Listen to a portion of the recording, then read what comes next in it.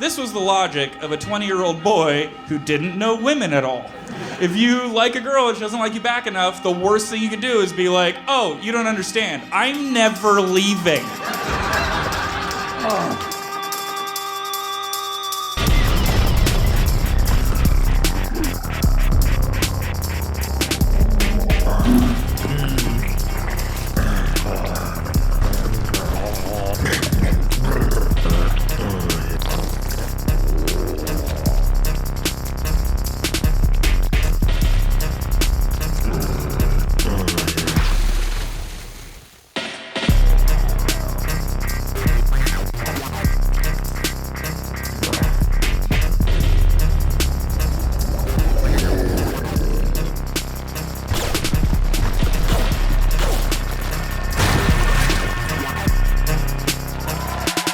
Ladies and gentlemen, you know this next guy from his own podcast called Julian Loves Music. Please give it up for Mr. Julian McCullough, everybody.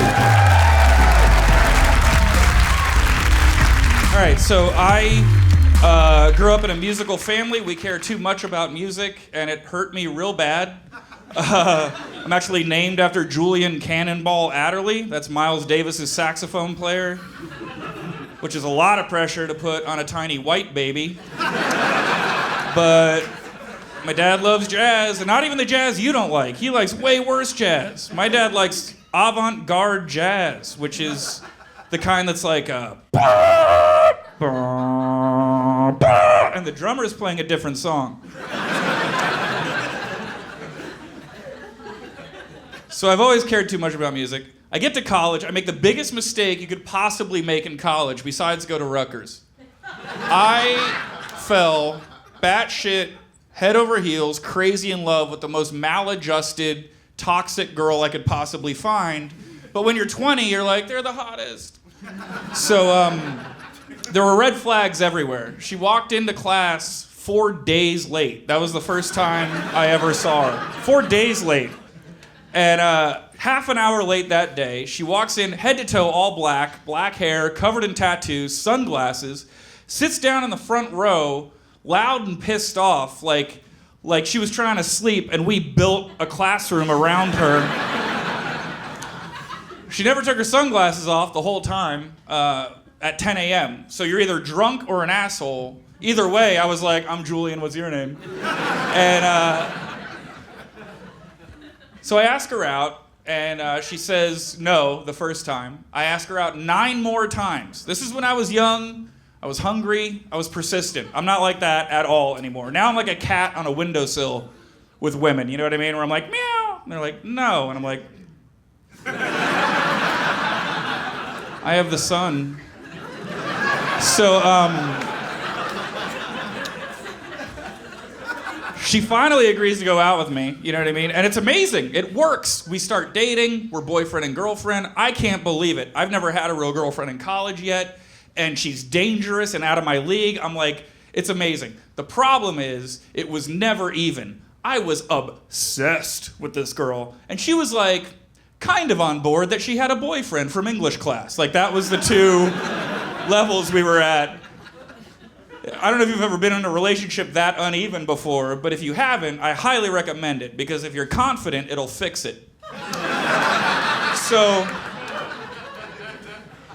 we're going out, but I'm miserable the whole time. I'm basically chasing my own girlfriend in this relationship, and it wasn't completely one-sided. You know, we did have a song together. She didn't know that we had a song together, but I picked a song for both of us that I would listen to alone in the dark when she wouldn't call. And it was called Lover You Should Have Come Over by Jeff Buckley. It's a very intense love song from the 90s. Yeah, he drowned. Anyway, I'm laying there in the dark one night, in my room alone, listening to the song, and I get an epiphany from the lyrics about how to handle my situation. One of the lyrics is, she's a tear that hangs inside my soul forever. And I was like, yup. But I called her a tear, and that's when I was like, oh my God, she's had a sad life. You know what I mean? Like, her dad ran out on the family, her mom is addicted to pills, her ex-boyfriend sold all her stuff for drugs one time when she came home. Everybody that's ever said I love you to this girl has also completely screwed her over. So she thinks because I say I love you, I'm gonna screw her over. I need to prove to her that I'm never gonna leave and then she'll love me back. This was the logic of a 20-year-old boy who didn't know women at all. Because if you like a girl and she doesn't like you back enough, the worst thing you could do is be like, oh, you don't understand. I'm never leaving. What I should have done is been like, let's go to lunch, and then just left her in a field somewhere. And if she ever made it back to town, she'd be like, you need a blowjob, you're mysterious. So I didn't know that at the time, I was like 25 when I found that out. So I get an epiphany in bed, and I get out of bed that night, and I'm like, I know what I'm gonna do. I walk a block down to the tattoo parlor that's close to my apartment, right? You don't know what's gonna happen. And I walk in, and I go, I would like one tattoo, please. And the guy was like, first time? And I was like, you don't know my life? He goes, what are we doing? I go, all right, I'm in love with my girlfriend. She's kind of on board. We need to fix it. We have a song together that she doesn't know about, where he says she's a tear that hangs inside my soul forever. She has a butterfly tattoo on her bicep, which is really cool. I need that butterfly tattoo on my stomach where our souls are,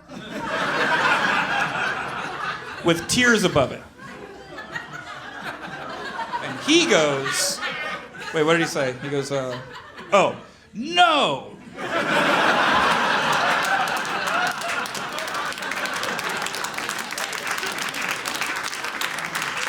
No way, dude. I'm not giving you that tattoo. And I couldn't believe it. I was like, what are you it's a tattoo store. I give you money, you give me a tattoo. He goes, that's not how it works. That's the worst thing I've ever heard in my entire life. I'm never giving you that. I go, but I love her. He goes, how long you been together? I go, 6 months. He goes, get out of my fucking store. I'm not giving you that tattoo. I go, fine. I'll just go somewhere else and get a worse one. Now he knows I'm mature. So he goes, all right, look, go home, wait 7 days. If you come back, you still want it, and you're not drunk, I'll give it to you. And I was like, you're on, motherfucker. And he was like, it's not a challenge. I don't want to do this.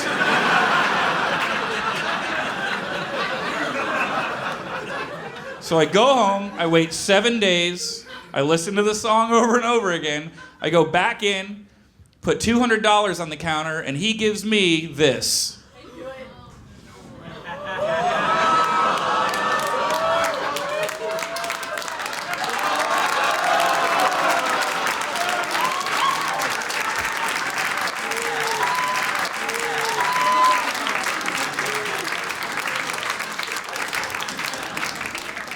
So, that was 15 years ago, if you're wondering if tattoos are permanent.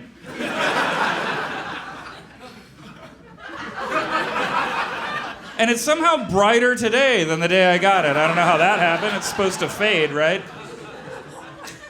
About an hour into it, he's like, I'm done. I looked down, it was a black outline, and I must have said, gayer, because it's rainbow colored on the inside. I don't know why I thought that would be a good idea. That was 15 years ago. I've been doing comedy for 13 years. This is the first year I've ever talked about this on stage. That's how long it took me to be okay with it.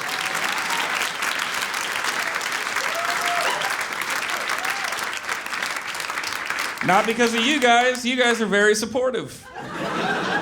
But all my friends are comedians. You can't show this to a comedian. They won't talk about anything else ever. I don't even want to get off stage right now and go back to the green room. I showed it to one comedian friend one time, and he goes, oh, why didn't you just get two dudes butt fucking on your stomach? That would have been less gay. And I said, because those weren't the lyrics. You guys are awesome. Thank you so much. Have a great night.